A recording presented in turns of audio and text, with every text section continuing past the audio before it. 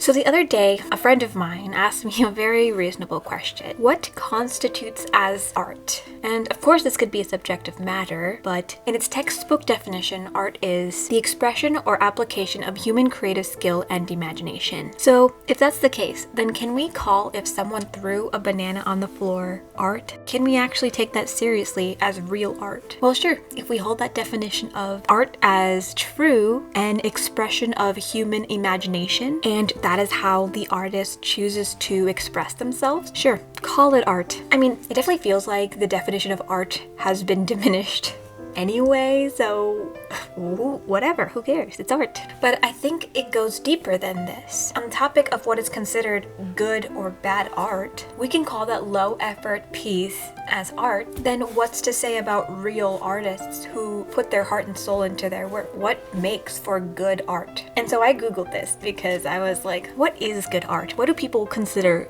good art? And on Google I found some consider the commitment of artists as the key to good art, while others state good art sticks to your mind as a positive memory. Others say it has to do with originality. Some say the background story of a piece is key. There are considerations that it may be up to chance whether a piece becomes popular. And the key here is popularity. Is art good only if it gets public recognition? I don't think that's entirely true, because popularity can come from a formula that people use in order to get views or likes or money. And is that formula original? Does that formula involve commitment? Does it really have backstory? People may feel something watching the Jake Pauls of the world, but do we really consider that good art? In today's world, money affects us in ways that I don't even think we realize, or even, in ways that I want to realize. And this is especially the case when we consider what good and bad art is. Even if it's subconscious, we consume art didn't necessarily have good artistic intent other than making some money. But we have to consider if artists want to live as artists, they need to make money off of their art. And that becomes kind of problematic, because then at what point is the art about the money and art about the actual art and intent?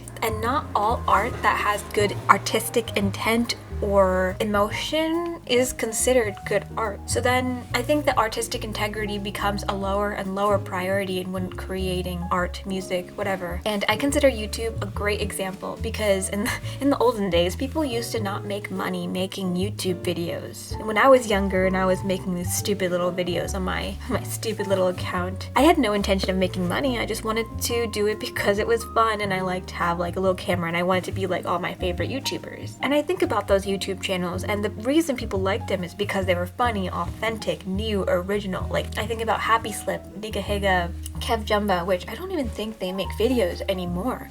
Well, I mean, Niga Higa might still be making videos, I'm not sure, but they all had something going for them. They had artistic integrity, because every video they made was original, new, because it didn't have to do with the money. Because every single video that they made showed how much effort went into them. And it wasn't about how much money they were getting, it was about how much fun they were having, or what really went into the creation of that. But then YouTube started paying their YouTubers money to make content, which is great, Finally, YouTubers were able to make money out of the thing that they love to do, make videos. But the determination of what gets popular and what becomes media that's consumed was based on how many people clicked on the video, or how many views it got, or how many likes, or stuff like that. And this is great and all, and it's a very reasonable metric to use when determining which one gets money, because obviously the more clicks you get on a video, the more people are going to want to use your video as a marketing thing for their product. At a certain point, it becomes kind of a mockery when people post YouTube videos that are just not, you can very reasonably say, has very little artistic integrity. And it gets a ton of views because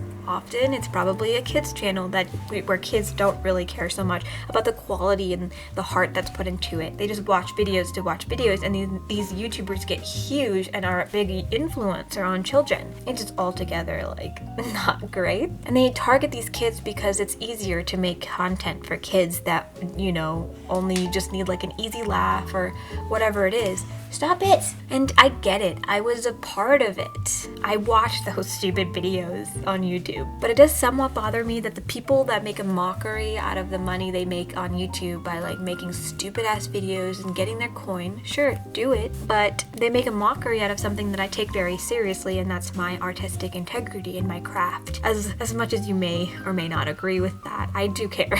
And if my goal is to make money, but I don't want to give up my artistic integrity to do that, it makes me a little sad to see other people that are so easy to give that up, and it can succeed so much faster. Again, that's a judgment on them, because I would seriously judge myself if I ever sold out. And then we can go into a completely other rabbit hole. If we consider this idea of what's good or bad art, we go into this whole thing of what is the judgment of art. It's subjective. We don't know what is considered good, because then we have to consider the whole population of what they think is good. So is this a question of statistics? I don't know. But perhaps good art is based on if it makes somebody feel something, and it's based on the person who's watching it and their decision on what they think is good and what they want to consume. So considering the banana peel on the floor, the majority of people probably won't feel anything from it, but if there's one person that does, then they consider it good art, then sure, it is art. So this is me taking it personally when others succeed with art that wasn't as hard to put together as mine. But that's again comparing myself to others, which is not what I want to do, right? Other people are allowed to have their own values of what they think good and bad art is and what they want to do with their career, because if they don't consider artistic integrity to be a value, that's fine. They can get a quick buck, and that's great. But then I want to make sure that the art I put out there has artistic integrity and hopefully will make somebody feel something. Because at the end of the day, money doesn't actually make you happy, right? So I just have to keep doing that. But money is great for like living, so I don't know. And yeah, it's me taking it personally, because these people can get recognition when I work so hard on my art. And that's the thing. I don't know if I really even care about the recognition, but I have to care if I want my dreams to come true and I want to like fully pursue my art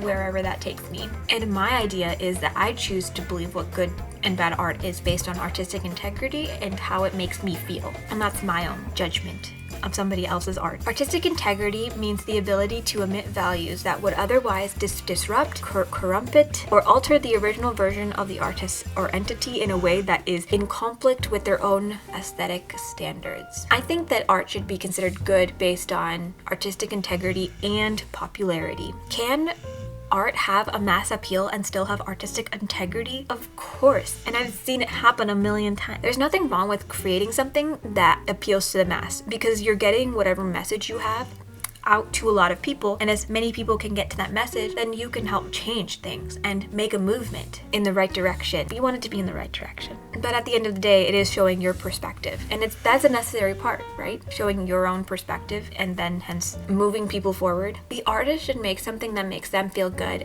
and makes them change some kind of perspective, and in turn it will help others too. They have learned something from the experience that they gained, and perhaps they also gained some insight, and hopefully if we share it with people, and the more people we share it with, the more we can pray for change in our world. So art. What is art? What is art? Art is a fucking word, and we have created too much attachment to a word.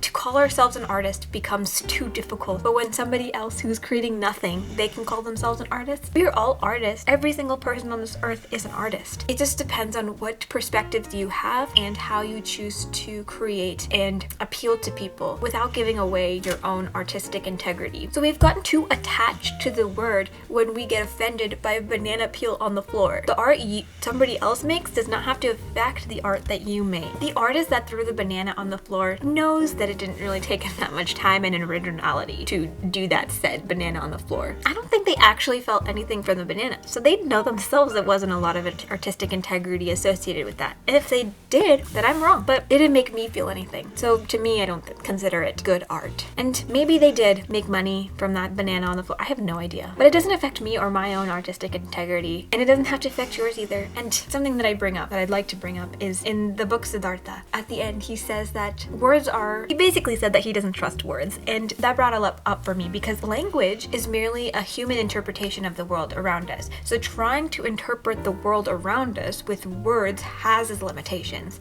So when we call something art is just an expression of us, but that doesn't actually need to form an attachment to it. We don't need to be like, if that's art, then mine is not. You can't call me art because I'm better or worse. So we can attach ourselves to the metric of what good and bad art is, because yes, there's money associated with it, and if we make good art, then we can make money off our good art. But it's all subjective. It really doesn't matter, because good art can fucking make no money, and bad fucking stupid art can make a lot of fucking money. I understand you need money to live, but trust the hustle, and people can see right through stupid, dumb art. I promise. Don't lose sight of what's important.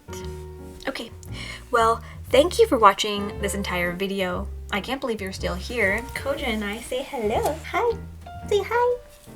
I'm really grateful for you to have watched this entire video. I hope you subscribe to my channel and follow me on Instagram at ipsychats.